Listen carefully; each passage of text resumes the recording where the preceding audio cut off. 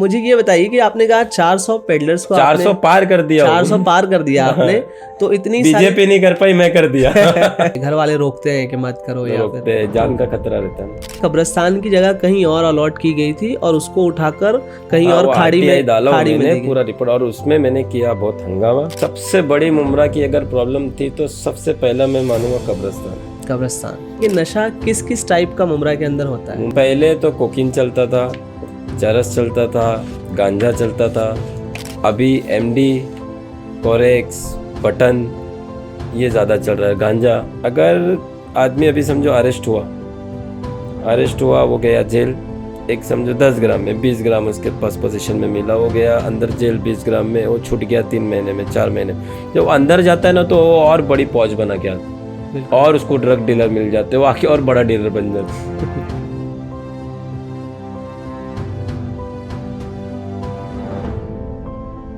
आदाब, नमस्कार दोस्तों, मैं ज़ीशान साहिर। एक बार फिर से आप तमाम का इस्तकबाल है हसन स्टूडियो के बदलाव एपिसोड में। और आज जो हमारे साथ गेस्ट मौजूद हैं वो न सिर्फ आवाज़ हैं उन बेआवाज़ों की जो पिछड़े तबके से ताल्लुक़ रखते हैं, बल्कि वो एक मिसाल है ऐसे नौजवानों की जो तब्दीली के ख्वाब देखते हैं। जी हाँ, मेरी मुराद है एक निडर सोशल एक्टिविस्ट मोहतरम कुमेल मर्चेंट साहब से। वो हमारे शो में तशरीफ़ लाए हैं, हम उनका तहे दिल से खैर मकदम करते हैं। सर, आपका इस्तकबाल है बदलाव एपिसोड में। सबसे पहले तो हम आपसे एजुकेशन के ताल्लुक़ से जानना चाहेंगे कि आपने कहाँ तक स्टडी की और किस तरह से की? बचपन में तो शरारती थे बहुत। स्टार्टिंग जब हुई स्कूल की जी, तो जब टाइम था पढ़ने का तो जब शरारत किए जी, मतलब स्कूल चेंज हुए, कुछ हुए, कुरला में था जब था, जी, फिर मुमरा आना हुआ, जी, फिर मुमरा में 9th तक पढ़े। क्या बात। लेकिन जब आगे पढ़ने का सोचे ना तो कुछ ऐसी जिम्मेदारी आ गई, क्या छोड़ना पड़ गया जी, पढ़ाई, क्योंकि थोड़ी जिम्मेदारी आ गई थी घर की। बिल्कुल, तो बिजनेस पे ध्यान देना था मुझे, ज़रूरी था, तो इसलिए 9th तक पढ़ पाया। लेकिन जो स्कूल का जो मज़ा रहता है ना, जो स्कूल टाइम रहता है ना, वो एक लाइफ का यादगार रहता है। बिल्कुल, वो मतलब कभी नहीं भूल सकते। और आज कभी अगर हम अकेले में बैठ के सोचते भी है ना, जो स्कूल टाइम जैसा कोई टाइम नहीं रहता है। बिल्कुल, बिल्कुल सही बात है। तो जो स्कूल का जो मज़ा रहता है ना, तो वो छोड़ना नहीं चाहिए कभी, इंसान को पढ़ना चाहिए दिल से, और वो अलग ही मज़ा है स्कूल का। बिल्कुल, बिल्कुल, आपका ये पैगाम बहुत अच्छा है कि आपको स्कूल लाइफ को एंजॉय करना चाहिए और जीना चाहिए, पढ़ाई पे भी सीखना ध्यान देना चाहिए, चाहिए। पढ़ाई पे ध्यान देना चाहिए। ये नौजवानों के लिए, आने वाली नस्लों के लिए बहुत अच्छा पैगाम कि है। वो टाइम वापस नहीं आ सकता। बिल्कुल, बिल्कुल, वो रिवर्ट नहीं आएगा, क्योंकि वो चीज़ अलग ही दुनिया रहती है वो एक। राइट। और आप जो सोशल एक्टिविस्ट बने, इस तरफ आप आए, तो आपको ऐसी क्या चीज़ें देखने को मिली जो इस तरफ आपको आना पड़ा? स्टार्टिंग में ना लगभग एक 13 साल 14 साल पहले मेरे कोई दोस्त है, उनको ड्रग्स की आदत लग गई थी बहुत। तो कुछ साथ में सर्कल थे, और पहले हम रेड पेड का काम करते थे, कॉपीराइट के। राइट, जो सीडीज आती थी, डुप्लीकेट प्रोडक्ट आते थे, उस पर रेड करते थे। राइट, कुछ मेरे दोस्त लोग बताए थे कि ऐसा ऐसा सब ड्रग्स की आदत लगी है, लोग उसमें बर्बाद हो रहे हैं। दोस्त लोग ही है, मतलब उनके घर में का जो जेवर बेचना, औरत के घर में झगड़ा करना, जो पैसे है अकाउंट में वो निकालना, बिजनेस का पैसा डालना, राइट, तो वो सब चीज़ें वो उनमें डाल रहे। तो जब से स्टार्ट हुआ तो हम पहली कार्रवाई हमने किए थे, नाइजीरियन को अरेस्ट किए थे। तो वहाँ से एक सोशल वर्क चालू हो गया हमारा, क्या ये जो ड्रग्स बेचने वाले हैं इनको जीने नहीं दूंगा, क्या इनको बात है। जेल ही डालेंगे। तो लगभग 2012-13 की बात है जो स्टार्ट हुआ था। एज अ सोशल एक्टिविस्ट जो आपने पहला काम किया वो ड्रग्स को लेकर ही था। ड्रग्स को लेके तो जब आप ऑन ग्राउंड काम करते हैं तो आपको क्या क्या चीज़ों को चैलेंजेस करना पड़ता है, फेस करना पड़ता है? अगर अपन सोशल वर्कर कैसा है, वर्क जो है वो अलग अलग तरीके का सोशल वर्क रहता है। एक रहता है जो अपन गरीबों की हेल्प करना, जैसा राशन हो गया, खाना खिलाना हो गया, और हॉस्पिटल्स में जो ज़रूरत लग रही है अब पैसे की, वो हो गया। और एक जो सोशल वर्क होता है ये थोड़ा स्ट्रांग रहता है, उसमें तकलीफ़ें आती है, बहुत झेलना पड़ता है, और उसमें मैंने बहुत झेला। मैंने जितना सफ़र किया वो सोशल वर्क करने में, लोगों की सेवा करने में, देश की सेवा करने में, तो उसमें मैंने बहुत कठिनाई झेला। अभी जो ड्रग्स है, जो ड्रग्स माफिया रहते हैं ना, ये कोई नॉर्मल लोग नहीं रहते। बिल्कुल। इनको जेल काटने की भी आदत रहती है। राइट। इनके पास क्रिमिनल्स भी है। राइट। और इनके पास वेपन्स भी रहते हैं। राइट। और इनका एक कार्टर रहता है, एक बड़ा ग्रुप रहता है। ये कोई एक जन का काम नहीं रहता है। ये एक छोटा पेडलर, छोटे के ऊपर, ऊपर के ऊपर, ऊपर के ऊपर, ये एक बड़े कार्टल रहता है। बिल्कुल। तो उनसे लड़ना बोले तो कोई छोटी बात नहीं रहती। बिल्कुल। तो मैंने बहुत बड़े बड़े ड्रग्स डीलर को जेल में डाला हूँ, और कुछ वजह से मेरे ऊपर भी तकलीफें आई। राइट। मेरे ऊपर भी कॉन्स्पिरेसी बनी, मेरे को भी जान से मारने की कोशिश भी की गई। जब जान से नहीं मार पाए तो मेरे पे झूठा केस भी बनाए, मैं जेल भी गया। तो मतलब कैसा है, सोशल वर्क अपन करते हैं, लेकिन जो ड्रग्स के खिलाफ लड़ना और भी ऐसी कुछ करप्शन के खिलाफ लड़ना, इस चीज़ में अपने को बहुत तकलीफें आती है। अब ड्रग्स के जब मैं लड़ रहा था तो मेरे को दुबई तक के फ़ोन आया था वो टाइम पे। क्या बात है। हाँ, धमकी आई थी दुबई से मेरे को, जान से मार डालेंगे। मैं बोला अल्लाह मालिक, अपन अच्छा काम कर रहे ना, तो डरने का नहीं। ज़िंदगी और मौत देने का काम अल्लाह का है, इज़्ज़त और ज़िल्लत देने का काम अल्लाह का है। किसी से नहीं डरने का, बिंदास। मैं इसके लिए कितना मेरे को दबाने की कोशिश की, मैं बोल रहा हूँ ना, जेल काटा मैं उसके लिए, केस खाया, बदनामी झेला, लेकिन इनका पीछा नहीं छोड़ा। तो जैसे दुबई से आपको ऐसे धमकियाँ आई, तो इस सिचुएशन में आप क्या करते हैं? मतलब पुलिस के पास जाते हैं या आप अल्लाह के ऊपर ही छोड़ देते हैं? मैं अल्लाह पे तो 100% भरोसा है उनके ऊपर, लेकिन जो फॉर्मेलिटीज़ रहती है, जब एक कंप्लेंट डाल दिया था मैंने, एक नॉर्मली एनसी डाला था, ज़्यादा कुछ नहीं, मुमारी हुई थी। अल्लाह मालिक, अपन अच्छा काम करेंगे। मैं क्या बोलता हूँ, आप अच्छा काम करो, अल्लाह खुद ब खुद आपका साथ दे। बिल्कुल बिल्कुल। और जिस तरह से आप आवाज़ उठाते हैं मुमरा के अंदर ड्रग्स को लेकर, नशे को लेकर, तो मुझे किसी शायर का शेर याद आता है कि जो देखता हूँ वही बोलने का आदी हूँ, जो देखता हूँ वही बोलने का आदी हूँ, मैं अपने शहर का सबसे बड़ा फसादी हूँ। तो आप एक नेक काम कर रहे हैं, अच्छा काम कर रहे हैं, तो लोग 400 पेडलर अभी तक मैंने जेल में डाला रहूँगा। क्या बात है। 400 पेडलर्स, 4 मैन्युफैक्चरिंग कंपनी ड्रग्स की, 60 से 70 उसमें नाइजीरियन है। तो ये छोटी दुश्मनी नहीं है। बिल्कुल बिल्कुल। ये बहुत, शायद ही हिंदुस्तान में किसी ने इतना काम किया रहेगा। तो और मेरी तो, मैं अभी तक जिंदा हूँ, वही बहुत बड़ी बात है। बिल्कुल। अल्लाह की देन है। वो तो एक केस मेरे पे हो गया। देखो, आप कचरा जब साफ करोगे, कीचड़ आप पे आएगा। बिल्कुल। जो ये अभी 400 पेडलर है, तो उसमें से 100 एक तो मुमरा के ही है, 100 के ऊपर मुमरा के। तो उनके जो घर वाले रहते, उनके जो भाई रहते, उनको मेरे से बहुत तकलीफ रहती है। और जो ड्रग्स माफिया के जो जुड़े हुए लोग रहते, जो कुछ पॉलिटिशियंस भी जुड़े हुए रहते हैं, यहाँ से लेके बॉम्बे तक, वो मेरे खिलाफ बहुत आवाज़ उठाते। बिल्कुल। क्या ये ड्रग्स है, डीलर है, ये ऐसा है। अरे भाई, सबूत दो ना। कोई चीज़ का सबूत तो दो। अभी मेरे पे केस हुआ है तो मेरे पे साबित नहीं हुआ है। बिल्कुल। एक स्टेटमेंट पे मेरे को अरेस्ट किया गया, तो मेरे पे साबित नहीं हुआ है। जब तक आप नहीं पकड़वाते हैं तब तक आप चोर नहीं है, वैसे ही होता है। तो फिर मैंने अगर कुछ है तुम्हारे प्रूफ तो बोलो ना। किसी पे झूठा इल्जाम लगाना अच्छी बात नहीं। बिल्कुल बिल्कुल। ये इसका बहुत बड़ा गुनाह है। अगर तुमको, अगर बेवजह किसी को, अरे साथ दो ना। अगर तुम्हारे में इतनी ताकत है ना, तो तुम काम करो ना। खाली आप देखे रहोगे मुमरा की हालत जो है आज बॉम्बे, चाहे मुमरा, चाहे गोवंडी, जोगेश्वरी, जितने भी कुर्ला, जितने भी मुस्लिम इलाके हैं, वहाँ ड्रग्स बहुत बड़े पैमाने पे बिकता है। और जितने हमारे मुसलमान समाज के पॉलिटिशियन है, वो सिर्फ जाते हैं कमिश्नर के पास, सीनियर के पास, एक फोटो निकालते हैं और घर पे जाके मस्त खाना खाते, बिरयानी खाते, बैठ जाते, सोशल मीडिया पे अपलोड कर। तुमने ग्राउंड पे क्या किया? बिल्कुल बिल्कुल। एक बात बताओ, तुमने ग्राउंड पे क्या किया? ग्राउंड पे कभी कोई ड्रग्स डीलर को राइट हैंड पकड़ा? किसी का वीडियो तुमने हाईलाइट किया, बना के स्टिंग ऑपरेशन किया? कभी कॉलेजेस में जाके डॉक्टर्स को लेके जाके बच्चों को समझाया क्या ये ड्रग्स से नुकसान क्या होता है, आपके हड्डियों में क्या प्रॉब्लम होगा, स्किन में, हार्ट में, लीवर में, आपकी जिंदगी में? ये लोग ने कभी ये सब कैंपेनिंग स्टार्ट की है? खाली ये लोग ने सिर्फ स्टंट किए। और जो करता है तो उस पर तोहमत लगाते हैं, क्योंकि इनको हफ्ता आता रहेगा। इनका कुछ ना कुछ संबंध है ना। बिल्कुल। नहीं तो मेरी 400 इतनी बड़ी बड़ी कार्रवाई इनको नहीं दिखती। एक केस मेरे को दिखता है। बोलते हैं ना, इंसान की एक ये है मिसाल, मतलब सारा खूबसूरत बदन छोड़ के खाली मक्खी जैसे मिसाल। मतलब जख्म के ऊपर ही बैठ। राइट। वो मोर वाली बात हो गई ना, मक्खी के जैसे ही वो बोलते ना है कुछ। मुझे ये बताइए कि आपने कहा 400 पेडलर्स को 400 पार कर दिया। 400 पार कर दिया आपने। तो इतनी बीजेपी नहीं कर पाई, मैं कर दिया। इतनी सारी दुश्मनी आपने ले रखी है, तो आप अकेले तो नहीं लड़ रहे होंगे, आपके ऊपर भी किसी का हाथ होगा जो आपको सेव कर रहा है। किसी का हाथ नहीं। किसी का देखो आप, मैंने मेरी ज़िंदगी जिया, जितनी डेयरिंग किया, जितनी मेहनत किया, मैंने सर्टिफिकेट्स भी लिया। अभी कुछ सर्टिफिकेट्स मैं बता नहीं सकता हूँ, और कुछ तो है, कुछ तो सबको पता है। मुझे सीपी रिवॉर्ड भी मिला है क्या बात थाना आयोग की तरफ से, क्योंकि जो बड़ी कार्रवाई हम 2000 करोड़ का ड्रग्स पकड़े थे जिसमें। क्या बात है। तो अच्छे अच्छे काम मेरे बहुत सारे हैं, लेकिन वो नहीं दिखता। राइट। तो आपके एक ही चीज पकड़ के तड़ तड़ तड़ तड़ तड़ तड़ चालू रहते हैं लोग। आपके ऊपर मतलब सिर्फ जनता का हाथ है, जनता का सपोर्ट है। जनता का नहीं। अभी कैसा रहता है, इतने पेडलर मैंने अंदर डाला हूँ तो उनके घर वालों की बदवा हाँ। और लाखों लोगों की दुआ, राइट। लाखों की माँ बाप की दुआ है ना, उनके औरतों की, उनके बच्चों की, उनके माँ बाप की, वो दुआ मेरे साथ। बिल्कुल। मैं देखो, आप देख लो, मेरे ऊपर किसी का स्टैम्प नहीं है।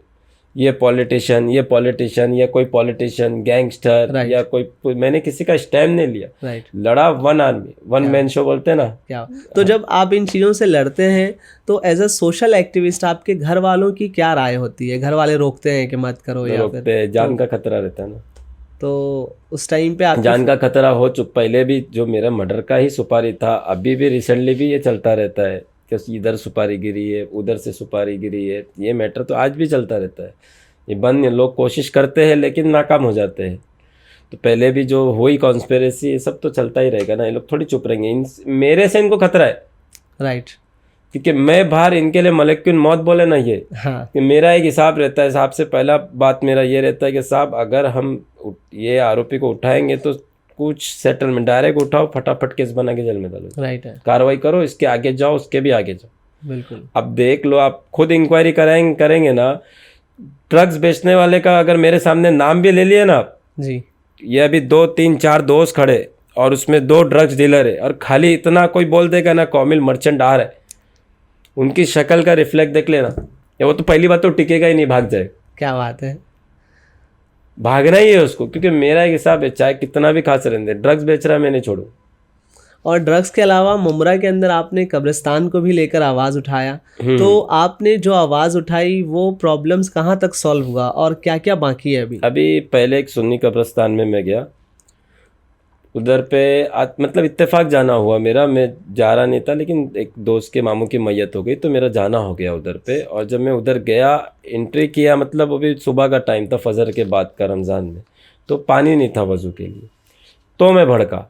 अब जब आँख से देखा पानी नहीं है वज़ू के लिए, फिर उसको पूछा पानी क्यों नहीं है, बोले पानी आता ही नहीं है। यहाँ पे जो कमेटी वाले हैं वहाँ के ट्रस्टी, उनको बोलो तो पानी भेजते नहीं है प्रॉपर, दिन भर फ़ोन करो इतनी बार तो शाम में पानी भेजते।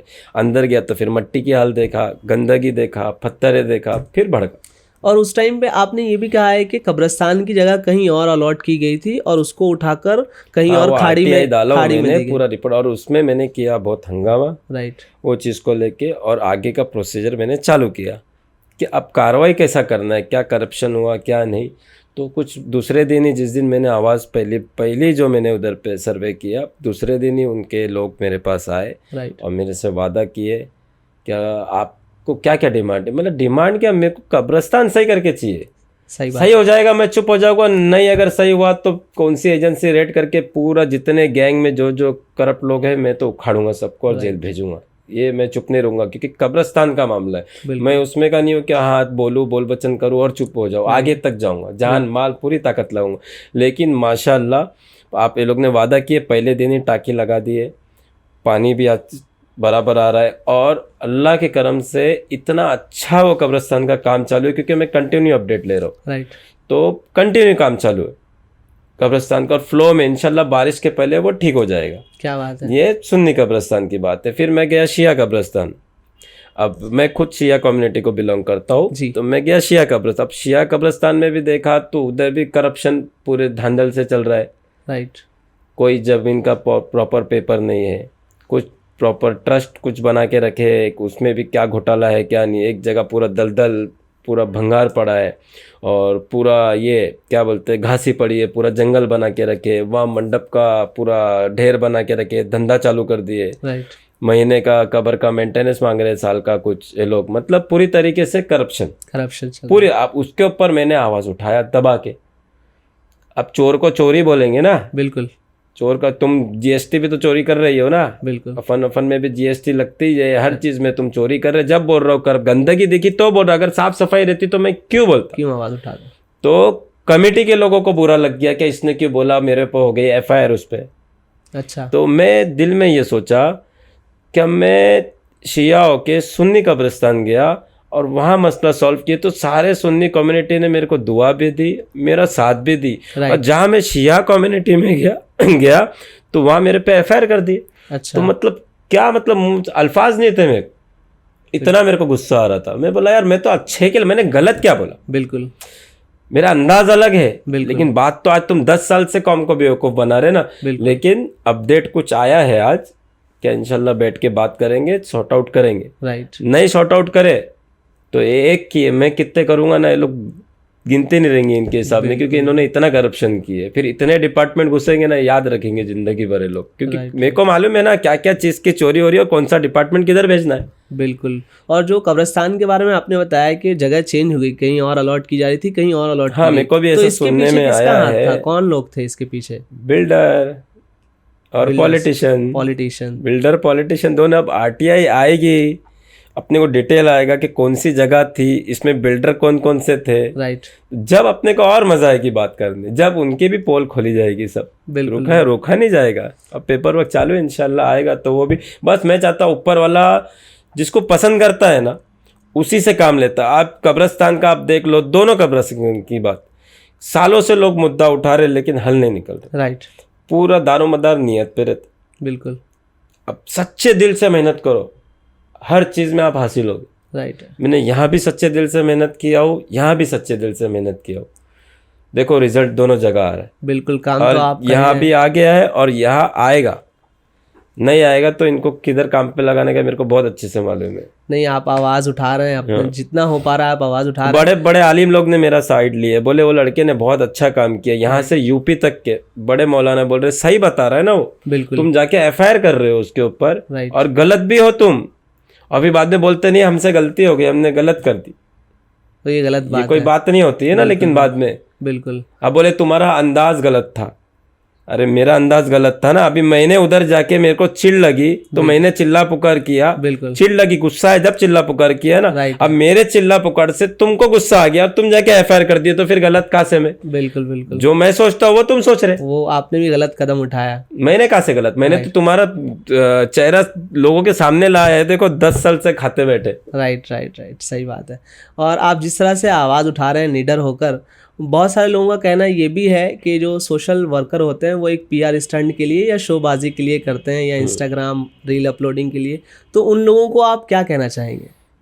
देखो अगर मेरे को फेमस तो मैं पहले से हूँ, कोई नवी बात नहीं है जी। और मुझे अगर ऐसा करना रहेगा तो इतने इन्फ्लुएंसर मेरे दोस्त हैं ना, सब बड़े से बड़े, मैं उनके साथ जाके वीडियो बनाऊंगा तो और फेमस हो जाऊँ। राइट। और सब टॉप के इन्फ्लुएंसर है, कोई छोटे मोटे इन्फ्लुएंसर नहीं है जो एक विजिट का 5-5, 10-10 लाख रुपए लेते, वो इन्फ्लुएंसर है। राइट। और दिल होएगा तो आएंगे, नहीं तो आएंगे भी नहीं।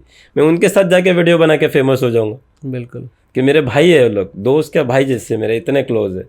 और मैं क्या चाहता हूँ, मैं मेरी आखिरत के लिए काम कर रहा हूँ। मैंने जो मेरा फाउंडेशन बनाया हो, तो मेरा फाउंडेशन बनाने का मकसद ये है क्योंकि अपने को जो काम आने वाले अपने अमाल काम आने वाले। राइट। मेरे साथ मेरी गाड़ी, मेरा घर, मेरा पैसा, मेरे घर वाले नहीं जाएंगे। राइट। मेरे साथ जाएंगे, मेरे अमाल जाएंगे। बिल्कुल। मैं इस फाउंडेशन से गरीबों की मदद करूंगा, राशन बांटूंगा, ये सब हेल्प करूंगा उनकी, तो वो मेरे ऊपर काम आएगा। बिल्कुल। क्योंकि मैं आखिरत पे भरोसा करता हूँ। दुनिया फरेब और गद्दार है। बिल्कुल। कोई काम आने वाला नहीं है। आपका जो फाउंडेशन है उसके बारे में थोड़ा डिटेल में बताएं। अभी रिसेंटली मैंने रजिस्ट्रेशन, कुछ टाइम चल रहा था लेकिन कुछ प्रॉब्लम आ गया था उधर पर रजिस्ट्रेशन ऑफिस में, उसकी वजह से मेरा लेट हो गया रजिस्ट्रेशन। तो अभी आ गया है और बाकी के कुछ थोड़े बहुत प्रोसीजर बचे, वो आने के बाद प्रॉपर फिर और अच्छे से अपन काम करेंगे। बिल्कुल। और मुझे ये बताएं कि आपकी उम्र का ज़्यादातर हिस्सा मेरे ख्याल से मुमरा में ही गुजरा है। हाँ। तो मुमरा की अभी रिसेंटली सबसे बड़ी 3 प्रॉब्लम क्या है? सबसे बड़ी मुमरा की अगर प्रॉब्लम थी तो सबसे पहला मैं मानूंगा कब्रिस्तान। दूसरा मानूंगा हॉस्पिटल। तीसरा मानूंगा टोरेंट भी खून चूस रहा है। हॉस्पिटल से गरीबों की मेहनत नहीं, गरीबों की मतलब इलाज नहीं हो रहा है गरीबों का। और कब्रिस्तान तो आखिरत की जगह है। बिल्कुल, इस चीज़ पे नो कम्प्रोमाइज़। क्योंकि हमारे घर वाले उधर मरहूमीन दफन है और वो गटर में दफन हो रहे थे। राइट। और हम देख रहे हैं कि उनको गटर में दफनाया जा रहा है।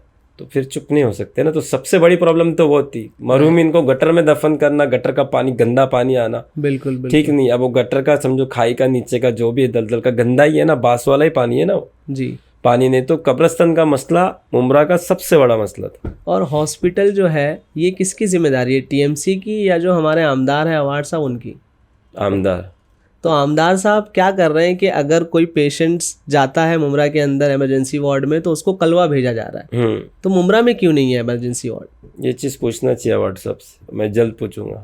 और आप आवाज़ भी उठाएंगे इंशाल्लाह जल्दी। मैं ये भी आपसे पूछना चाहूँगा कि जो बड़े पैमाने पर जो हमारे नौजवान हैं वो नशे की तरफ बढ़ रहे हैं, तो उसको कैसे कंट्रोल कैसे किया जा सकता है? मुमरा में तालीम की कमी है, एजुकेशन की, दीन की कमी है। अगर इंसान 5 टाइम नमाज पढ़े, प्रॉपर कुरान की तिलावत करे, हमारे नबी के आले नबी की हदीस पढ़े जी माँ बाप का कहना माने, जी, तो ये बुरी चीज़ें नहीं होगी। सबसे बड़ी बुरी चीज़ जो बुरा आदमी बन रहा है ना आज की तारीख में, जो शैतान बन रहा है आज की तारीख में, शैतानियत और आ रही है राइट, कि हमारे जो दुश्मन है यहूदी है।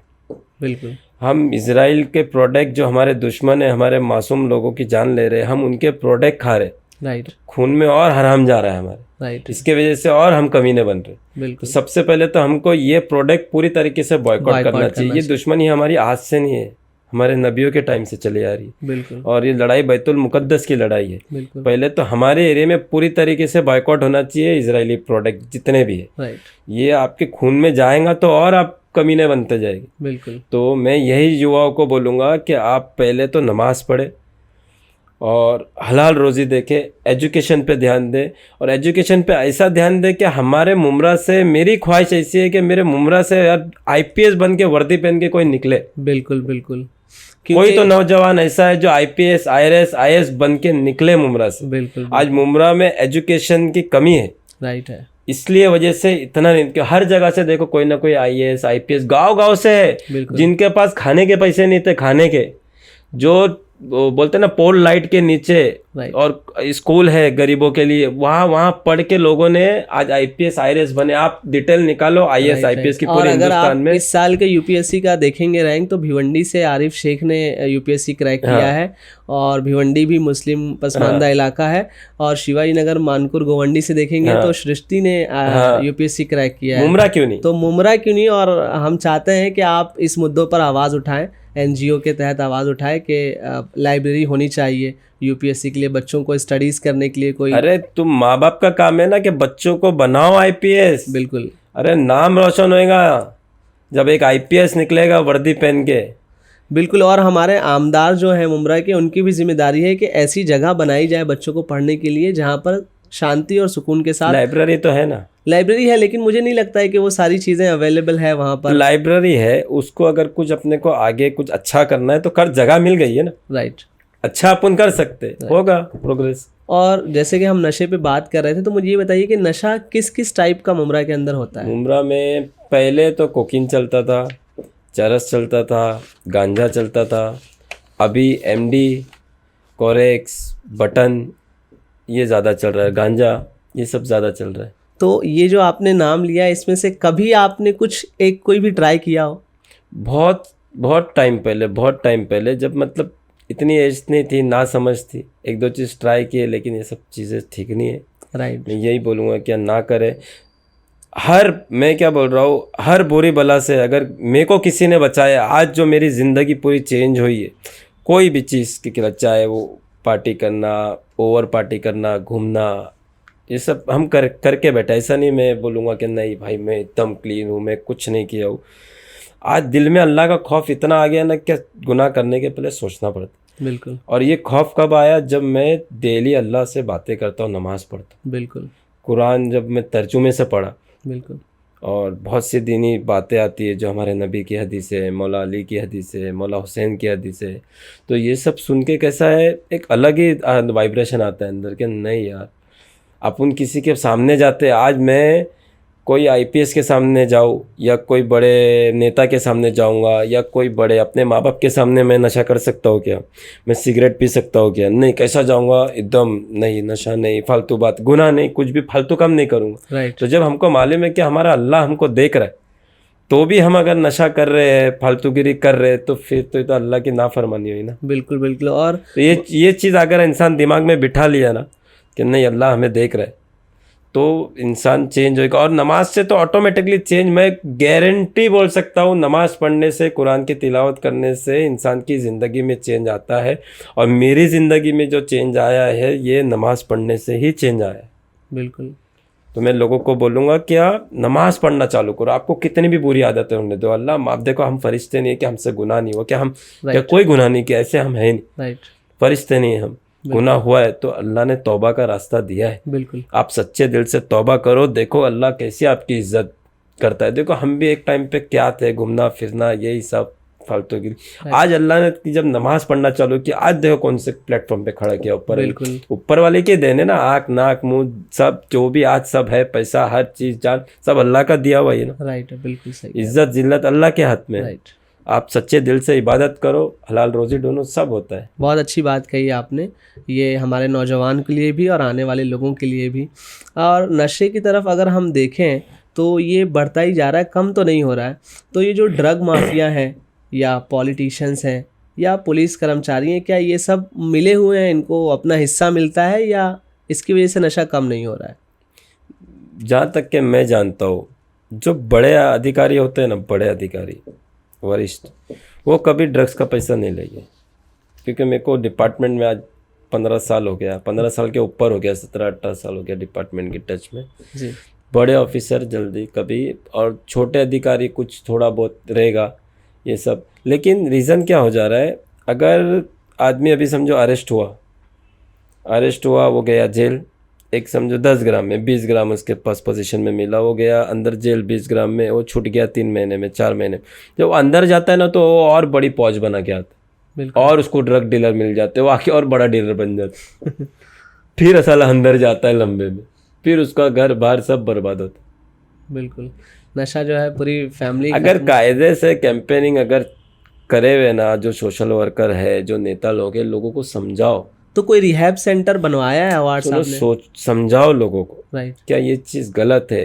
अरे 100 में से 10 तो मानेंगे।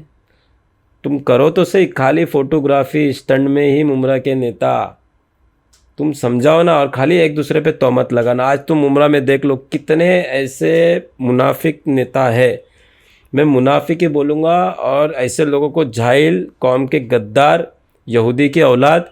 क्योंकि मैंने कुछ ऐसे लोगों को देखा हो जो मुमरा में जितने भी आज सोशल वर्कर है, जितनी भी पार्टी है, चाहे वो बीजेपी वाले हो, चाहे वो शरद पवार वाले लोग हो, या अजीत दादा वाले हो, या कोई भी पार्टी के लोग हो, या एमआईएम के लोग हो, एमआईएम में भी कोई अच्छे लोग भी है, राइट, लेकिन सब मुमरा का अच्छा चाहते हैं।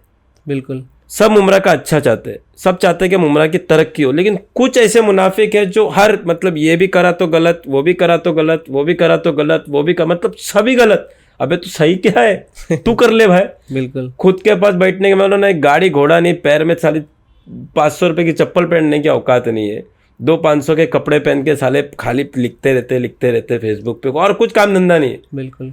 सिर्फ गिबत, कमीनापन, लोगों पे तोहमत लगाना। अरे कोई अगर बच्चे मुमरा के अगर कुछ करना चाहते हैं मुमरा में, तो तुम उनको सपोर्ट करो ना। राइट। तुम खाली उनको मतलब क्या कर रहे हैं मालूम, क्या मतलब दबा रहे, और उनको बदनाम कर रहे। पॉलिटिशियन की बात निकाली आपने, तो मैं ये भी पूछना चाहूँगा कि अभी जो हमारे जितेंद्र आवार, अरे वो पॉलिटिशियन जो लोग हैं ना, मेरे को पॉलिटिशियन पहली बात लगते ही नहीं है। वो एक मतलब पॉलिटिक्स में नहीं क्या एक साइड ब्रांच रहता है जी, मतलब वो अभी ये ऑफिस है, कितनी खूबसूरत ऑफिस है, इसका वॉशरूम, राइट, मैं उनको वॉशरूम का दर्जा दूंगा क्योंकि तुम्हारी औकात वो है। अगर कोई मुमरा में अगर अच्छा काम कर रहा है ना, तो बोलो ये अच्छा काम कर रहा है, चाहे वो कोई भी पार्टी का हो। राइट। ये मुमरा का भला हो रहा है ना, लेकिन उससे ये क्या करते, दबाते, होप तोड़ते। तो अभी जो मुमरा की रूलिंग पार्टी है वो अच्छा काम कर रही है या नहीं कर रही है? अच्छा काम भी उसके अंदर देखो, अच्छा काम भी हो रहा है और स्टंट भी हो रहा है। स्टैंड भी हो रहा है। ऐसा नहीं कि मैं बोलूँगा कि कुछ भी अच्छा काम नहीं हो रहा है। अरे अवार्ड साहब ने मुमरा में काम किया है, आज बहुत डेवलपमेंट है मुमरा में, लोग मुमरा आने डरते थे। लेकिन एज कम्पेयर टू कलवा मुझे इतना ज़्यादा डेवलपमेंट मुमरा में नहीं दिख रहा है। कैसा रहता है मालूम है क्या, फैक्ट बता रहा हूँ आपको। आज हमको अगर किधर पे जाना है ना, मेरे को अगर थाना में घर लेना है, मेरे को घर नहीं मिलेगा। राइट। ऐसे मुस्लिम और ऐसे बहुत से इलाके हैं जहाँ एरिया हमको मुस्लिम घर नहीं मिलता है। वैसे ही मुमरा का हाल है, निधि आने टेंशन होता है, मतलब टाइम लगता है हर चीज़ को, राइट। फट करके नहीं मिल जाती है निधि, क्या भाई इधर का डेवलपमेंट करना है तो फटाक से हो जाए, सताया जाता है मुसलमानों को। मुमरा मुसलमान की ये आवाम कर- आवाज उठाती है इस पर। उठाती है लेकिन समझती नहीं है ना। अभी वो साहब को भी इतना इरिटेट करते ना, वो भी परेशान हो जाता रहेगा, यार मैं कर रहा तो हूँ ना यार, राइट। ऐसा तो नहीं कि नहीं कर रहा हूँ, हर चीज़ में खड़ा रहता है यार। उसने कोरोना में अपनी जान दांव पे लगा दिया, खुद की फैमिली की जान दांव पे लगा दिया, हर टाइम। लो उधर एक बार कॉम्बिंग कर दिया था पुलिस ने, बच्चों को, स्टूडेंट्स को उठा के रात में लेके चले गए थे, रात में 3 बजे भाग के आया यार, वो आदमी चड्डे में भाग के आ जाता था मुमरा में। राइट। वो सब चीज़ भूलना नहीं चाहिए। आज आप बताओ, मुसलमानों के लिए कुछ भी मुसलमानों पे तकलीफ आती है, डंके की चोट पे आवाज़ उठाने वाला कौन सा नेता? देखो सबसे भले से हमारे मुसलमान नेता भी आवाज़ उठाते हैं, लेकिन सबसे बड़ी आवाज़ गूंजती है जितेंद्र आवाड की। बिल्कुल। और ऐसा नहीं कि खाली मुसलमान, कोई भी कम्युनिटी को तकलीफ आती है ना तो जितेंद्र आवाड आवाज़ उठाता है, ऐसा नहीं कि नहीं। अगर मैं बोलता हूँ ना, अगर डेवलपमेंट, अगर मुमरा, असद भाई जैसा अगर एक नेता रहता ना मुमरा में, तो मैं खुद असद भाई का फैन। क्या बात है। सही बात बोलूँ, मैं राहुल गांधी, असदुद्दीन ओवैसी और आवाड साहब, ये 3 नेता मेरे को बहुत पसंद। तो अगर महाराष्ट्र में एक नेता चाहिए था असदुद्दीन ओवैसी जैसा। इन फ्यूचर अगर आपको वहां से ऑफर आता है कि पॉलिटिक्स ज्वाइन करने, तो आप असद भाई की तरफ से ज्वाइन कर सकते अभी हैं। फिलहाल तौर पे शांत है, पहले अपने को थोड़ा अच्छे काम करने हैं, पॉलिटिक्स का बाद में सोचेंगे अपन। आपने बताया है कि जितेंद्र जी बहुत अच्छा काम कर रहे हैं, तो उनको ये पता है कि मुमरा के अंदर नशा बहुत ज़्यादा है, उसके बाद मुमरा में वुमेन सेफ्टी है लेकिन कहीं कहीं नहीं भी है, तो सीसीटीवी फुटेज क्यों नहीं लगाई गई? वुमेन सेफ्टी, बच्ची का भी रेप हुआ, रेप हुआ, मर्डर भी हुआ। अगर सीसीटीवी होता तो वो चीज़ करने से डरता इंसान। इस्लामी कानून अगर रहता ना तो सीसीटीवी लगाने की भी ज़रूरत नहीं है। अगर हिंदुस्तान में, अगर गवर्नमेंट को तो आज मोहब्बत बहुत है, आ गई है मुसलमानों से, वक़्फ़ की पूरी प्रॉपर्टी चाहिए इनको, हर 3 तलाक, हर चीज़ ज़्यादा देने, तो एक इस्लाम कानून भी लेके आ जाओ ना। देख लो किसी की मजाल है, कोई रेप करके दिखा दे, लाके तो देखो, खाली साल भर के लिए लेके आओ खाली इस्लामिक कानून, और देख लो रेप का परसेंटेज कम होता है क्या नहीं होता है। नहीं, सही बात है आपकी, इस्लामी कानून, लेकिन वो बात की बात है, लेकिन हम सीसीटीवी फुटेज क्यों नहीं लगवा रहे हैं मुमरा के अंदर? हाँ, साले काट लेते सब चोर लोग, ही वायर ही काट देते सब, उनको चोरी करना रहता है।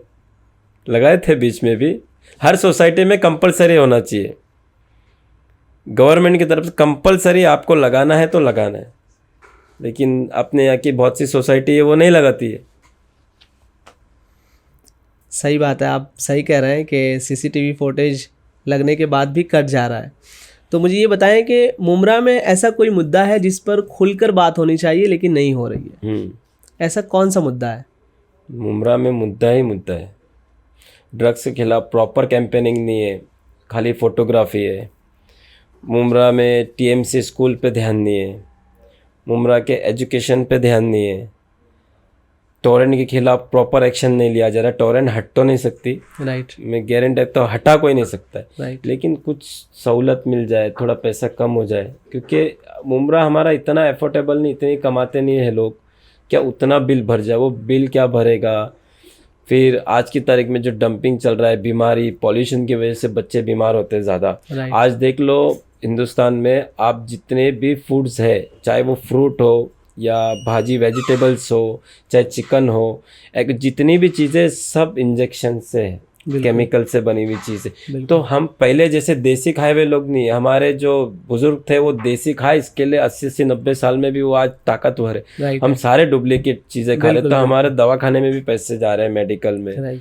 तो एक गरीब आदमी क्या करेगा, घर का राशन भरेगा, बच्चे का एजुकेशन देखेगा, क्या वो टोरेंट का बिल भरेगा, क्या वो हॉस्पिटल का बिल भरेगा? राइट। तो सहूलत होना चाहिए। तो मुमरा के अंदर जो इतने सारे समाजी सोसाइटी में समाजी मसाइल हैं, इसको हम मुमरा के यूथ को कैसे कनेक्ट कर सकते हैं कि वो इन सारी चीज़ों को दूर करे या इस पर एक्शन ले? पहली बात तो मैं बोलूँ, क्या जितने नौजवान हैं, हर पेरेंट्स का फ़र्ज़ रहना चाहिए, जैसा आप अपने बच्चे के बर्थडे में केक लाते थे वैसे संविधान की बुक देना चाहिए हर बच्चे के हाथ। क्या बात है। क्या जब तक संविधान नहीं समझेगा आपको कुछ मतलब नहीं है। कोई भी आपको बेवकूफ़ बनाएगा, कोई भी पुलिस वाला कहाँ भी पकड़ेगा, कहाँ भी ट्रैफिक हवलदार आपको पकड़ेगा, अगर आपको संविधान पता है, राइट, कोई हाथ लगा के बता दे आपको, बिल्कुल लड़ेगा वो। अलग हिम्मत जोश आएगा अलग, जब हमको कानून मालूम रहता है ना, तो देखो एक अलग ही चीज़ें रहती है। बिल्कुल। अब हमको मालूम है क्या ये ट्रैफिक वाला हमारी चाबी नहीं ले सकता है, राइट, किसी को मालूम है कैसा वो जोश में आता है। बिल्कुल, रिकवरी वाला जो बैंक रिकवरी करते हैं वो हमारे से ज़बरदस्ती, जब बीच में मैंने सब वीडियो वायरल किया था, बाइट दिया था मैंने, क्या कोई भी रिकवरी वाला ज़बरदस्ती आपसे आपकी गाड़ी नहीं लेके जा सकता, बिल्कुल, लेके जाता है तो उस पर गुना दाखिल होगा, वो कंपनी पे गुना दाखिल होगा। तो एक अलग ही जोश आ गया था लड़के लोग में, फ़ोन आते थे, भाई मैंने तो ये कर दिया वो कर दिया, दिया नहीं गाड़ी, वो भी चुपचाप चले गए। तो संविधान जब पता रहेगा ना तो लोगों में एक अलग जोश आएगा, अलग हिम्मत आएगी। बिल्कुल, संविधान पता होना चाहिए तो इंसान लड़ेगा। बिल्कुल, बिल्कुल सही कहा आपने, संविधान पता होगा तो वो लड़ सकता है लॉ के अंदर रहकर। और मुझे ये बताएं कि जो यूथ है हमारा फ्यूचर है, टैक्स जैसे जैसे बढ़ता जा रहा है, हमारे बहुत बड़े पैमाने पर यूथ जो है इंडिया से बहुत टैक्स जाता है आज, फॉरेन जा रहे हैं, हाँ, एजुकेशन के लिए, हेल्थ केयर के लिए। तो हम इनको किस तरह से रोक सकते हैं अपने हिंदुस्तान की डेवलपमेंट के लिए? पहले तो जब तक हमारे हिंदुस्तान में हिंदू मुस्लिम यूनिटी नहीं रहेगी ना, जब तक तुम नहीं रोक सकते। आधे कितने बिजनेसमैन ऐसे हैं जो टैक्स और हिंदू मुस्लिम क्राइम के वजह से हिंदुस्तान छोड़ के जा रहे, परेशान हो गए। आप देख लो कितने बड़े बड़े मिलीनियर लोग वहाँ सेटल होते जा रहे हैं, वहाँ घर बना रहे, वहाँ क्यों घर खरीदे? अभी अंबानी जैसे कि कितने घर है उधर पे लंदन में, इधर क्यों, मतलब बड़े बिजनेसमैन क्यों अपनी प्रॉपर्टी वहाँ बनाते? क्यों? हिंदुस्तान से प्यार नहीं है? जरूर, मतलब कुछ तो प्लान रहता है ना दिमाग में, बिल्कुल, क्या इन फ्यूचर, राइट है, इन फ्यूचर जाना हो सकता है। कितने लोग के जो बड़े बड़े नेता है उनके बच्चे सिटीजनशिप लेके रखे हैं बाहर, बिल्कुल, कितने एक्टर्स है सिटीजनशिप बाहर की, बिल्कुल, कुछ तो कमी है ना। जो जब तक हिंदू मुस्लिम की एकता नहीं बनेगी, प्यार मोहब्बत नहीं बनेगी ना, जब तक के हिंदुस्तान उतना फास्ट तरक्की नहीं करेगा। बिल्कुल, आज मुसलमानों पे तोहमत लगाते हैं, आज मुसलमान को ताकतवर बना के कौन गया? आज पूरे हिंदुस्तान से जो पूरी दुनिया, आज हिंदुस्तान आज खड़ा है, पूरी दुनिया आज डरती है। हिंदुस्तान का भी एक अलग रुतबा है, किसने दिया? न्यूक्लियर किसने बनाया है? बिल्कुल सही कह रहे हैं, किसने बनाया है? न्यूक्लियर हमारे मुस्लिम APJ अब्दुल कलाम आज़ाद बनाए ना। तो आज हिंदुस्तान को एक बड़ी ताकत दे के गए ना अब्दुल कलाम आज़ाद ने। बिल्कुल, बिल्कुल, तो फिर ये भी तो पार्ट सोचो, आप खाली रॉन्ग साइड क्यों सोचते हो? बिल्कुल, आप ये भी अच्छा भी तो सोचो। आज हिंदुस्तान की आज़ादी के लिए कई हजार 66,000 के ऊपर मुसलमानों ने खून दिया, शहादत दी अपनी। बिल्कुल, ये सब चीज़ भी तो सोच, अच्छा भी तो सोचो कि आज़ादी के लिए कितना किया है। बिल्कुल, हिंदुस्तान जितना उनका है उतना हमारा भी है। हाँ, खून है भाई मुसलमानों का इस मिट्टी में। बिल्कुल, बिल्कुल, फिर भी ये कैसा है मालूम है क्या? आप देखो, जो अमीर रहेगा ना, अमीर, वो क्या करेगा? हिंदू मुस्लिम नहीं करेगा, बिजनेस से मतलब है उसको। राइट है, मेरा प्रोडक्ट हिंदू भी खरीदे, मुसलमान भी खरीदे, क्रिश्चियन भी खरीदे। राइट, जो गरीब रहेगा ना एकदम, वो चाहेगा भाई हिंदू मुस्लिम छोड़, मेरे को मेरे घर चलाना है, मेरा पेट देखना। बिल्कुल, जो मिडिल क्लास जो रहते हैं ना, ये धांधली उधर ही चलती है। राइट जो है, एजुकेटेड नहीं रहते, एजुकेशन नहीं है, उसने बोल दिया जाके मार, तोड़ फोड़, भाई उनको भाई बनना। अबे जा, तू भाई बनने जा रहा है, जेल में जा, पहले ही तेरे को नंगा करके पहले चेक करेंगे, तेरी भाईगिरी वहीं खत्म हो जाएगी। बिल्कुल, बिल्कुल, जेल में आप एंट्रेंस करोगे तो पहले नंगा किया जाता है, चेकिंग किया जाता है, क्या लाए कुछ लाए क्या नहीं। अंदर जेल की जिंदगी मालूम कर लोगे ना तो क्राइम करने डर जाओगे। वहाँ का खाना, वहाँ का रहना, कि गंदे तरीके से जेल की जिंदगी रहती है, भूल जाएंगे क्राइम करना। सही कह रहे हैं आप। और हमारे बहुत सारे यूथ नौजवान हैं जिनको सोशल वर्कर बनना है या सोशल एक्टिविस्ट बनना है, तो उनके लिए आप क्या राय देना चाहेंगे इन फ्यूचर, अगर वो इस लाइन में आना चाहें तो? पहले मैं एक बात बोलूँगा, कुछ नहीं करो, आप 10 गरीब को खाना खिलाओ, 6 महीने में आप खुद एक सोशल वर्कर बन के उभरेंगे, गारंटी देता हूँ। क्योंकि आप एक कदम आगे बढ़ाओ, अल्लाह आपको ऑटोमेटिक हिम्मत देगा। आज तुम 10 को खिला रहे, कल 50 को, कल 100 को, फिर आप सोचेंगे राशन बांटो, फिर आप सोशल वर्किंग करेंगे, फिर गरीबों की हेल्प करना चालू करेंगे। भूख मिटाना भी खिदमत खल्क है। तो मुझे ये बताएं कि आपने ऐसा कोई सोशल एक्टिविस्ट देखा है जो सिर्फ इलेक्शन के टाइम पे आके खड़ा होता है कैमरा के सामने, फिर गायब हो जाता है? उम्र में कितने भाई डजन के हिसाब से नहीं, टन के हिसाब से। और ये भी कहा जाता है कि बहुत सारे सोशल एक्टिविस्ट को सीढ़ियों के तौर पर इस्तेमाल किया जाता है। तो ऐसा क्यों कहा जाता है? करते हैं, अब वो है ना, तुम इस्तेमाल मत हो ना। राइट, तुम दूध पीते आज बच्चे तो नहीं है ना, तुम इस्तेमाल होते हो तो इस्तेमाल किया जाता है। अब इस्तेमाल मत हो, अभी हम भी है, हम भी लड़ते हैं दुनिया से। इलेक्शन में। हमको भी समझता है किसको जिताना है, किसको हराना है, कि कौन हमारा मुमरा का फ्यूचर देखेगा, कौन मुसलमानों की आवाज़ बनेगा, कौन गरीबों की आवाज़ बनेगा। हमको कोई खरीद नहीं सकता है। राइट। हम हमारा ज़मीर नहीं बेच सकते। ऐसा तुम ज़मीर बेचते हो। ऐसी कोई पॉलिटिकल पार्टी जो कभी आपको आकर कही हो कि हमारे मुद्दों को अपने सपोर्ट के ज़रिए ऊपर उठाइए? मैं मेरे मर्ज़ी का मालिक हूँ, मुझे जो सही लगेगा वो बोलूँगा। मैं बिकाऊ नहीं हूँ, मेरा ज़मीर नहीं बेच सकता। मेरे को कोई खरीद नहीं सकता। मेरे को लग गया ना, कमेंट कर दूंगा, नहीं इसके साथ ये सही है तो ये सही है तो ये सही है। पलटी मारने वाला बिन पेंदे के लोटे तो मेरे को एक काक पसंद नहीं है। आजकल इधर तो कल उधर। अरे मुमरा में कितने अवार्ड साहब के साथ ऐसे नेता थे, उनके करीबी, जो इलेक्शन तक तो थे बराबर, साथ में इलेक्शन के सुबह 4 बजे पलटी मार दिए। वो भी मालूम है। अब वो नाम बोल दूंगा तो बवाल हो जाएगा, जाने दो। ऐसे भी मैंने देखा जो दोनों, और कितने तो ऐसे थे जो दोनों तरफ चल रहे थे, यहाँ से भी ले रहे, यहाँ से भी ले रहे। अरे क्या बोलूँ यार, शी तो ऐसी ज़िंदगी पे। और जो बहुत सारे NGOs चलती हैं या फिर जो सोशल एक्टिविस्ट हैं, वो जो काम कर रहे हैं, उनको फंडिंग कहाँ से आती है? क्या आवाम को ये जानने का हक है? हाँ, सवाल ही नहीं उठता है। आप मारो RTI, लो डिटेल उनसे। तो जैसे आपकी अभी NGOs ओपन हुई है, चल रही है? नहीं, अभी स्टार्ट किए है। मैं पूरा, मेरा अकाउंट सब आने वाला है। और मैं तो पहला मैं इंटरव्यू यही दूंगा, जिसको चेक करना है आके चेक करे।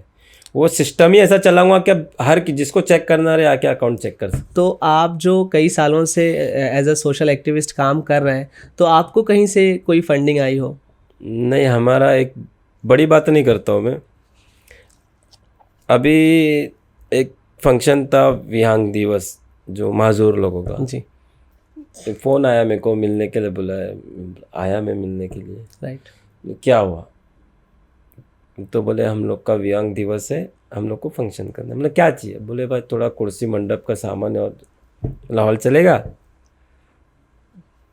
हाँ भाई, अच्छा हो जाएगा। और क्या चाहिए?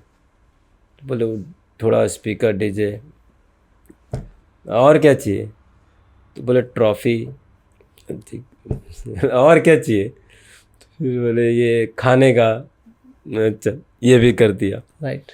फिर हो गया। फिर 1-2 दिन बाद बोले कि गिफ्ट भी भाई देने का था। मैं बोला क्या देने का है? ब्लैंकेट देने का है। चल, मैं बोला ये भी हो गया। मैं सिर्फ बात किया मेरे दोस्त में, आपस में हम लोग में। बोला एक फंक्शन है भाई, एक ही दिन में सब हम लोग का एक जन सब बांट लिए काम। एक बैनर लगाने का था, बैनर का भी हो गया है लोग का सब। मतलब सब, मेरा ग्रुप अल्लाह के करम से इतना अच्छा है, अगर मेरे कुछ काम करना है ना तो हमारा ग्रुप जॉइंट होके फटाक से कर देगा। इतनी ताकत है। क्या बात है। और आप हर साल इफ्तार पार्टी भी रखते हैं, हिंदू मुस्लिम भाई भाई। हाँ। तो इतना बड़ा अरेंजमेंट आप कैसे कर पाते हैं? कर लेता हूँ, इफ्तार पार्टी के लिए कर लेता हूँ। उसमें मेरे दोस्तों का भी हिस्सा रहता है और मेरा भी रहता है। क्या बात है। और वो एक बहुत अच्छा पैगाम है सोसाइटी और समाज के लिए। कुछ बहुत खास दोस्त लोग उसमें, क्योंकि मैं सबको नहीं लेता हूँ, बहुत गिने चुने लोग उसमें हिस्सा लेते हैं, क्योंकि नहीं, मेरी पर्सनल इफ्तार रहती है। और जो मेरे क्लोज ही रहते हैं ना, एकदम क्लोज, उनको ही खाली साथ में लेता हूँ। बहुत अच्छी बात है। अब ये बताएं कि मुमरा के अंदर नए नौजवान भी सियासत में आ रहे हैं, जैसे मर्जिया पठान, सहर यूनुस शेख। तो इन लोगों के लिए, नए लोगों के लिए आपके मन में क्या राय है? इन लोगों में ना, मैंने इनकी सोशल वर्किंग देखी, मैंने मर्जिया की भी देखी और वो शहर की भी देखी। इनमें जोश है। आप देखो इनकी सोशल वर्किंग, इनमें मतलब अंदर से जोश है। क्या में है, लोगों की सेवा करें हम। बिल्कुल। तो मैं तो यही बोलूँगा कि जो नए जनरेशन जो आ रहे हैं युवा, उनको जिताए। कि बाकी तो सब जितना करना था, जितने इनलीगल बिल्डिंग को सपोर्ट करना था, जितने करप्शन करना था, जितने पानी की लाइनों के पैसे लेने थे, ले चुके। अभी युवाओं को मौका दो। बिल्कुल। क्योंकि युवाओं का भी जोश है और सब माशाल्लाह एजुकेटेड है और सब एजुकेटेड है। और एक नए लोगों को भी तो टाइम दो। खाली सालों साल तुम ही बैठे रहोगे। इसका मतलब यह है कि मुमरा का आने वाला जो मुस्तकबिल है वो रोशन है। क्योंकि उनमें जोश है। बिल्कुल। कुछ भी रहेगा, किसी को भी तकलीफ रहेगी, ये आधे रात को खड़े हो जाएंगे। क्योंकि है, नौजवान है, ताकत है इनमें, एजुकेटेड है, संविधान का पता है। राइट। तो इनको हाथ में देना चाहिए। जैसे जो भी नौजवान अच्छे एजुकेटेड है, जिनका मतलब इंटरेस्ट है समाज सेवा में, मतलब खाली बोल बचन करने वाले भी बहुत है मुमरा में। जो चाहते हैं कि हम नगर सेवक बने, नए को ये नहीं बोल रहा कि नए जो बोल बच्चे ने उनको भी वोट दे दो, उनके हिस्ट्री देखो तुम कि ये लोग ने कितना अच्छा काम किए हैं मुमरा में, राइट जानो पहले।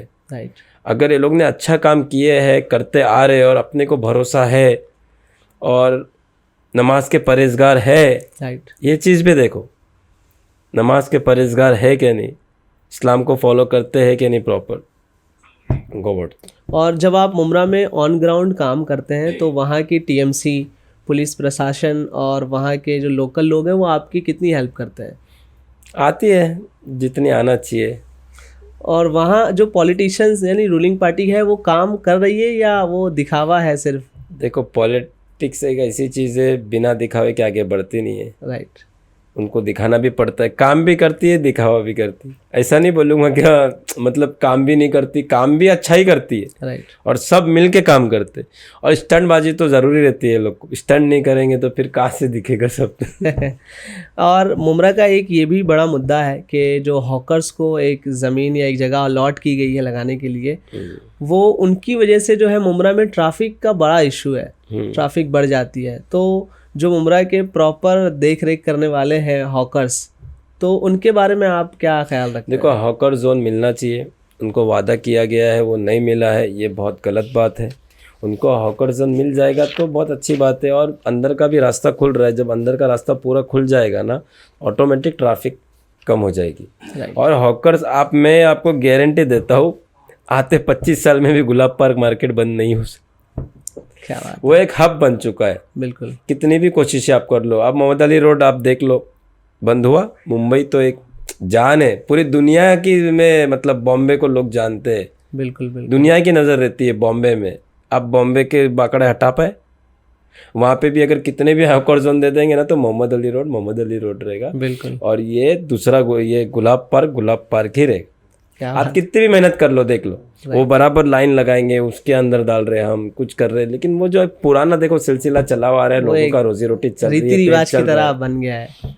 और आपने देखा होगा पिछले दिनों बत्ती गुल का एक ऐलान हुआ वक्फ बिल अमेंडमेंट को लेकर, तो मुमरा में इसका कहाँ तक नजर आया आपको? 90% आया, 99 बोलेंगे अपन। और मुझे ये बताएं कि वक्फ बिल से मुसलमानों को, जो आम पब्लिक है, आम लोग हैं, उनको क्या फ़ायदा है? मैं एक बात बोलूँ, वक़्फ़ से ना गरीबों का कभी फ़ायदा ही नहीं हुआ, सिर्फ ट्रस्टी का फ़ायदा हुआ। सिर्फ ट्रस्टी लोगों ने ही खाए। आज गवर्नमेंट क्यों ली? आज जो वक़्फ़ की जो प्रॉपर्टी है, देखो वक़्फ़ की प्रॉपर्टी हमारे अल्लाह के नाम की वो सब प्रॉपर्टी है, बिल्कुल वो आज नहीं तो कल हमारे पास रिटर्न आएगी, राइट। कहा नहीं जा सकती। तो वक़्फ़ की जो प्रॉपर्टी हमारी गई है ना, ये अल्लाह की नाराज़गी है।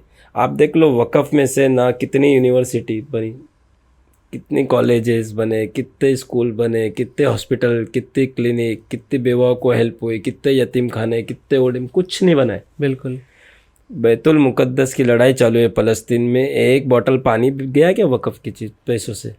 फ़लस्तीन पूरा मतलब क़यामत आई है फ़लस्तीन में। आज हमारे भाई है ना, वो मुसलमान भाई है। बिल्कुल इज़राइल जो लड़ रहा है वो फ़लस्तीन की लड़ाई नहीं है, वो दीन इस्लाम से लड़ रहा है, मुसलमानों से लड़ रहा है वो। बिल्कुल। तो हम ये वक़्फ़ की प्रॉपर्टी में से जो पैसे आते हैं, इतने साल के जो करोड़ों रुपए जो जमा होते हैं रेंट के, क्यों इनका काम नहीं था फ़लस्तीन में भेजने? बिल्कुल अरे गली के बच्चे लोग ने फ़लस्तीन में टैंकर भेजे, बिल्कुल गली के बच्चे लोग पैसा जमा करके भेजे, क्या ये नहीं भेज सकते थे? बिल्कुल। तो ये अल्लाह की नाराज़गी दिखी, इसलिए छीन लिया। अगर ये सब अगर बराबर प्रॉपर करते, नहीं बेचते, प्रॉपर्टी में घोटाले नहीं करते, ना ही गवर्नमेंट के पास इतनी कंप्लेंट जाती, और ना ये वक़्फ़ की प्रॉपर्टी लिए जाती हमसे। राइट है। अब मैं आपसे और कुछ क्वेश्चंस पूछना चाहूँगा इलीगल कंस्ट्रक्शन पर। तो हम सब ने, मैं यहीं था, मुंबई में ही था, और उस वक्त मैं इंकलाब पढ़ता था। तो उस वक्त मुझे सुनने में आया कि जो लकी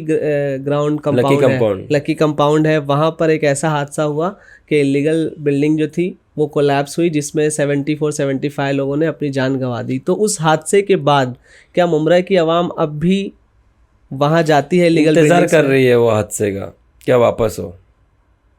आवाज़ नहीं उठा रही है, क्योंकि मैं वो आँख से देखा हुआ हादसा, मैं वो जगह पे था, हादसा होने के बाद वो जगह पे गया था, मैं उधर खड़ा था, मैंने लाशें निकलते हुए देखा हो, बॉडी कैसी कैसी निकाले जा रही थी बॉडी। मैं बोल रहा हूँ ना, मतलब आज भी अगर आ जाता है ना ध्यान में तो मतलब वो दिल जल जाता है। क्या मतलब कैसे बच्चों की, क्योंकि एक घर में तो ट्यूशन चल रही थी, राइट, कितने ऐसे जो अंदर मतलब फट गई बॉडी यार, बिल्कुल। किसका मुंह फट गया, बॉडी फट गई, आधे आधे टुकड़े निकल रहे हैं, मासूम बच्चे से छोटे छोटे को निकाल रहे हैं, वो आज तक नहीं बोल सकता हूँ। इसके लिए मैं अभी देखो रिसेंटली मैंने आवाज़ उठाया था, लक्की कंपाउंड को ही लेके मैंने बोला था। बिल्कुल, वो मैंने जो लक्की कंपाउंड, खान कंपाउंड के बारे में बोला, वही चीज़ें विधानसभा में उठी। बीजेपी के 6 आमदार आए, बीजेपी के 6 आमदार ने आवाज़ उठाई। फिर उसके बाद मुमरा में, खान कंपाउंड में और सिलफाटा पे शायद विजिट करके गए ये लोग, विजिट करने। उसके बाद कार्रवाई हुई, लेकिन मैं ऐसा सुना कि बोले भाई सेटिंग हो गई है सब, जिस पे कोर्ट का ऑर्डर है उधर ही कार्रवाई करेंगे, बाकी कार्रवाई नहीं करेंगे। अगर मेरा बोलना ये, अगर भूकंप आया तो कोई बिल्डिंग ऐसी है जो बच सकती है मुमरा में? 3 महीने 4 महीने में जो बिल्डिंग बनी हो, उस पर कार्रवाई भी हो रही, उसका फाउंडेशन क्या मजबूत रहेगा? कयामत आ जाएगी मुमरा में।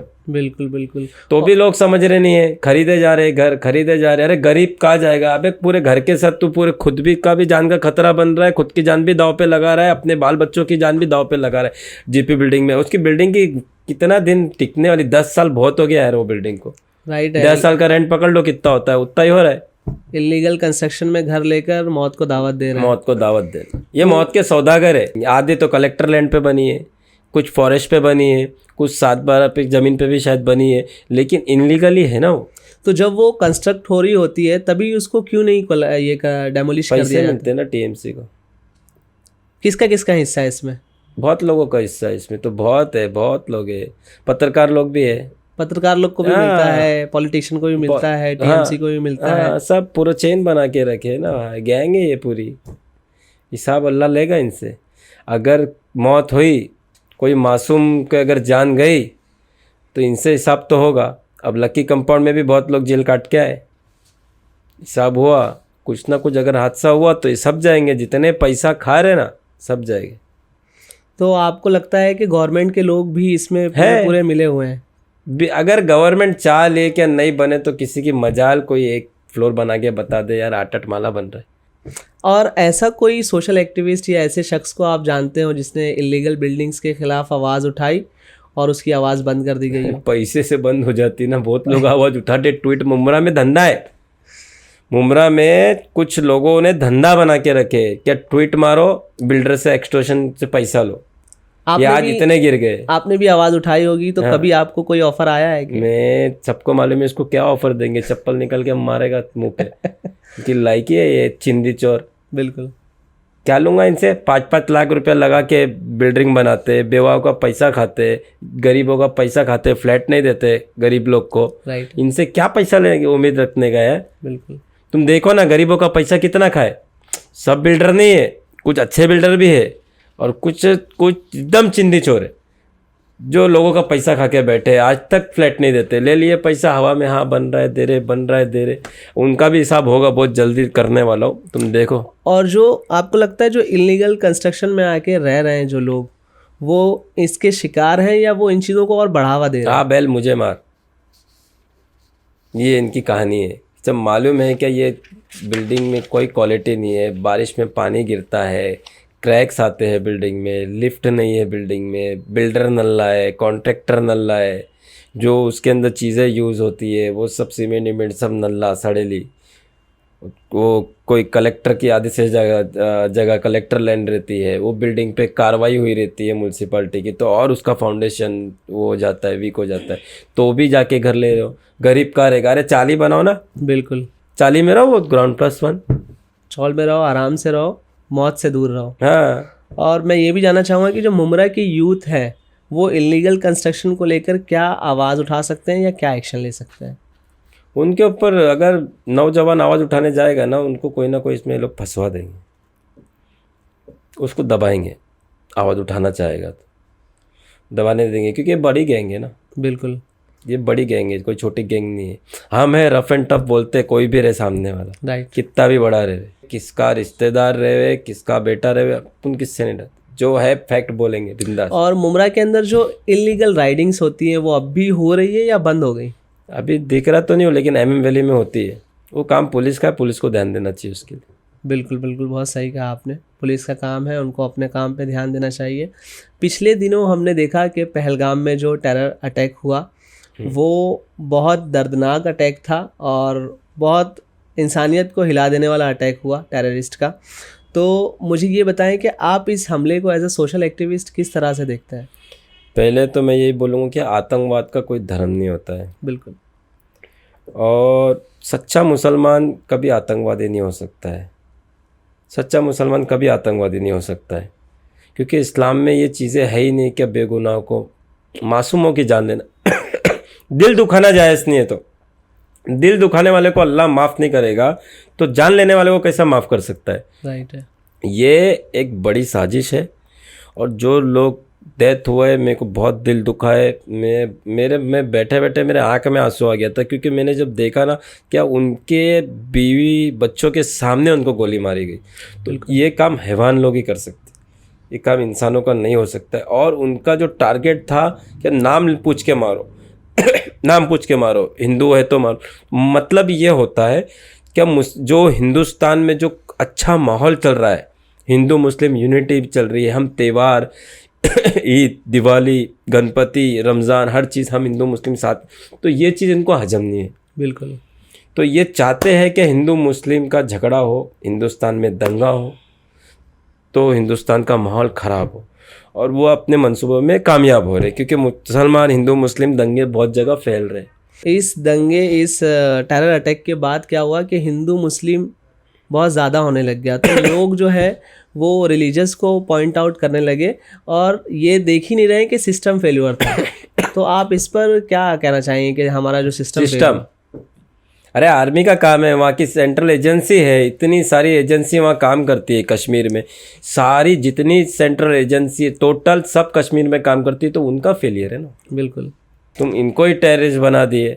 हाँ, ये मुसलमान, अरे क्या देश का पहला टेररिस्ट मुसलमान था क्या? महात्मा गांधी को मुसलमान ने मारा क्या? ये भी तो देखो ना तुम। बिल्कुल। और ये तो पाकिस्तान से है, इनका कोई धर्म ही नहीं है। बिल्कुल।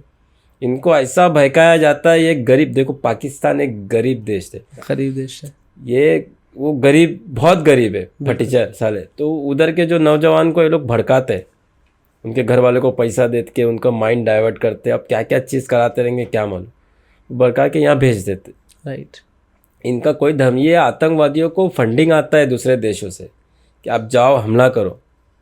इसके पीछे ये सब आतंकवादियों को चलाने वाला इजराइल और अमेरिका रहता है। आप देखो, जब अमेरिका में नया प्रेसिडेंट बैठेगा, नया एक संगठन कहाँ से आज पैदा हो जाता है फटक से? बिल्कुल। सोचने वाली बात है ना। राइट। कहाँ से पैदा हो जाता है? और ये भी है कि हम अपने घर की हिफाजत के लिए, अपनी प्रोटेक्शन के लिए चौकीदार को रखते हैं घर के दरवाजे के बाहर, और उसके बाद भी हम महफूज नहीं हैं, तो फिर इससे क्या जाहिर होता है? मैं बोल रहा हूँ गवर्नमेंट का काम है, गवर्नमेंट फेल हो रही है इसमें। पुलवामा अटैक भी तो दब गया ना भाई। बिल्कुल। कहाँ है, कहाँ से आया था एडेक्स, हो कैसा हुआ था, कहाँ है, दब गया। अब ये तो अब नफरत फैल रही है इसमें। देखो नैनीताल में कितना दंगा हुआ। राइट। कितनी मुसलमानों की दुकान तोड़ी गई।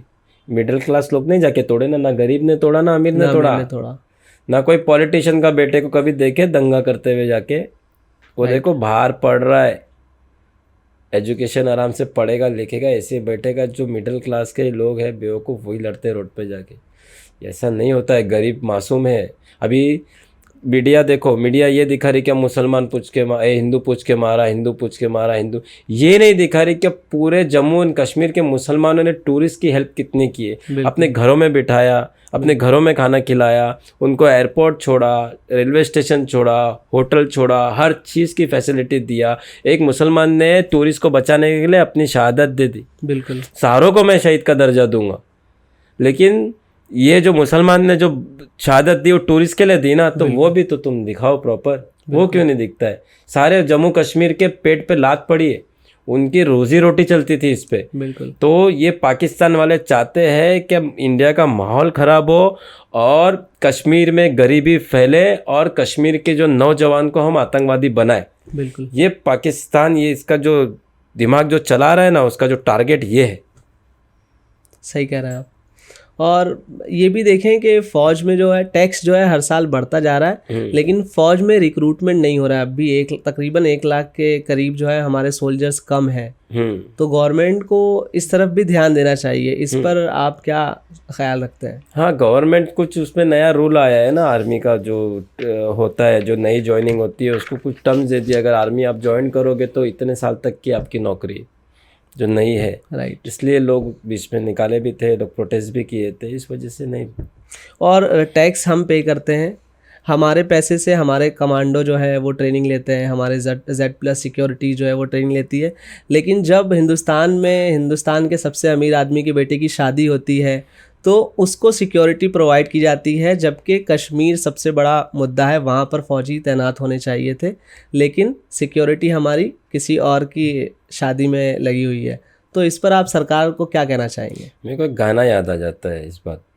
गाना सुने रहेंगे, पैसा बोलता है। हाँ। तो समझ जाओ पैसा बोलता है। पैसा इन्हें बोला और बुला लिया। और ऐसे नाजुक हालात में जो गोदी मीडिया ने नफ़रत फैलाने का काम किया है, अभी आप बता रहे थे हिंदू मुस्लिम, तो सरकार को ऐसी मीडिया को क्या करना चाहिए? बैन करना चाहिए। पहले चैनल लिमिटेड पीरियड के लिए बैन करना चाहिए, डायरेक्ट भी किसी का बंद नहीं करना चाहिए। लिमिटेड 3 महीना, 6 महीना, साल भर, फिर नहीं सुधरा तो कम्प्लीटली बैन करना चाहिए। और इस टेरर अटैक के बाद आप हिंदुस्तान के तमाम हिंदू और मुसलमान भाई को क्या पैगाम देना चाहेंगे? मैं तो यही बोलूँगा, क्या इस हिंदुस्तान को आज़ाद करने में हिंदू मुस्लिम दोनों का खून बहा है, हिंदू मुस्लिम दोनों की जान है हिंदुस्तान। तो हम हिंदू मुस्लिम भाई भाई है कि हम हर त्यौहार हम साथ में बनाते हैं। मैं बोल रहा हूँ ना, मेरे मुसलमान से कम नहीं, ज़्यादा नहीं तो भी हिंदू दोस्त मेरे ज़्यादा है। बिल्कुल। कम भी नहीं बोलूँगा कि कम है, इतने मेरे हिंदू दोस्त लोग हैं और मेरे एकदम भाई जैसे, एकदम क्लोज। लेकिन कभी हम लोग में ये ना इत्तेफाकी नहीं हुई। तो यही बोलूँगा कि हम भाई भाई है। हमारे हिंदुस्तान को ध्यान रखना हमारा फ़र्ज़ है कि हम देश की सेवा करें और अच्छे से, क्योंकि छोटी सी ज़िंदगी है यार, 40, 50, 60 साल जीने वाले। कब मौत आ जाए भरोसा नहीं। छोटी सी ज़िंदगी है, डुप्लीकेट खाना और पॉल्यूशन से हम जी रहे। अच्छे से जियो, क्यों दूसरों की भी ज़िंदगी वाट लगाते हो, खुद की भी वाट लगाते हो। हंसी खुशी जियो, मस्त ज़िंदगी, कमाओ पैसा, एंजॉय करो। आपके एक पैगाम से मुझे एक शायर का शेर याद आया कि तुम्हें सब मज़हबों की अज़मतों का ध्यान रखना है, अगर बर्बादियों से दूर हिंदुस्तान रखना है। क्या बात है। मैं हिंदुस्तान हूँ, मुझ में नमाजें भी है, पूजा भी, यही पहचान थी मेरी, यही पहचान रखना है। क्या बात है, माशाल्लाह। तो आइए, मैं इसके बाद जो है हमारा एक लास्ट सेशन है, मैं आपको एक सवाल पूछूंगा एक लाइन में, आपको फौरी तौर पर जवाब देना है, रैपिड फायर की तरह। तो मुझे ये बताइए कि आपके दिल के करीब सबसे ज़्यादा कोई सोशल वर्कर है? दिल के करीब? जी। दिल के करीब तो मैं ही लगता हूँ मेरे को। आपकी कोई favourite political party? Favourite Congress. और अगर आपको छूट दी जाए कि आपको कोई एक चीज़ तब्दील करनी है, चेंज करनी है, तो वो क्या चेंज करेंगे? पहले तो मैं सच बात बोलूँ, इजरायली प्रोडक्ट बॉयकॉट कर दूंगा मैं पूरा हिंदुस्तान से। उसके बाद मुश्किल वक्त में आपको सबसे ज़्यादा क्या हिम्मत देता है? नहीं, मैं हिम्मत नहीं हारता कोई भी चीज़ में ना। मैं रोज़ जब मैं नमाज़ पढ़ता हूँ ना, तो मैं दुआ करता हूँ कि मेरे को हिम्मत दे। और मैं फ़लस्तीन, ईरान, लेबनान, यमन, हर किसी के लिए दुआ करता हूँ। और इज़राइल बर्बाद हो जाए, उधर की गवर्नमेंट बर्बाद हो जाए, ये भी दुआ करता हूँ। हमारा हिंदुस्तान में शांति बने रहे, अमन से हम रहे, हमारे हिंदुस्तान के लिए भी मैं डेली दुआ करता हूँ। और आपने एक जगह बताया था कि आपके घर पर दर्जनों परफ्यूम है, तो आपका फेवरेट परफ्यूम कौन सा है? 1 मिलियन। क्या बात है। उसके बाद क्या कभी आपको किसी ने बताया कि आपकी आवाज़ थोड़ी बहुत नवाजुद्दीन सिद्दीकी से मिलती जुलती है? नहीं भाई, किसी ने तो नहीं। मेरा एक्टर पसंद करता हूँ, लेकिन नवाजुद्दीन सिद्दीकी, मरहूम इरफान खान, मनोज वाजपेयी, ये सब मेरे पसंदीदा एक्टर है। क्या क्लास है लोग में, क्वालिटी है। जब आप कुछ अपने शब्दों को लोगों तक पहुंचा रहे होते हैं तो थोड़ी बहुत आवाज़ जो है नवाजुद्दीन सिद्दीकी से मिलती जुलती है। क्या बात है। उसके बाद मैं आपसे ये क्वेश्चन पूछना चाहूँगा कि अगले 5 साल में आपका मुमरा को लेकर क्या विजन है? मतलब सोशल वर्किंग पे ध्यान देना, एजुकेशन पे ध्यान देना, गरीबों पे ध्यान देना, फिर जो हॉस्पिटल्स है वहाँ के वो प्रॉपर चले, मतलब ज़बरदस्ती किसी को फंसाया नहीं जाए, देखो होता है, और मतलब नशा मुक्त हो मुमरा। और मुझे ये बताएं कि इन फ्यूचर सोशल एक्टिविस्ट के अलावा क्या आप पॉलिटिक्स ज्वाइन करना चाहेंगे? फ्यूचर देखेंगे ना, ठीक है। या खुद की बना लेंगे पार्टी। बिल्कुल। ये भी अच्छा ऑप्शन है। उसके बाद आप ये बताएं कि मुमरा के जो नौजवान हैं, यूथ हैं, उनको आप आखिरी पैगाम क्या देना चाहेंगे? आखिरी पैगाम यही रहेगा कि नमाज़ पढ़ो और एजुकेशन पे ध्यान दो और अपने माँ बाप की सेवा करो, क्योंकि माँ बाप ज़िंदगी में एक ही बार मिलते हैं, वो आपको दूसरी बार नहीं मिलेंगे। माँ बाप का साया एक अलग साया होता है, ये चीज़ दोबारा नहीं मिलती है, तो अपने माँ बाप की इज़्ज़त करें। बहुत अच्छा पैगाम दिया आपने कुमेल मर्चेंट साहब, और हम उम्मीद करते हैं कि जब भी हमें आपकी ज़रूरत होगी आप हमारे साथ खड़े रहेंगे।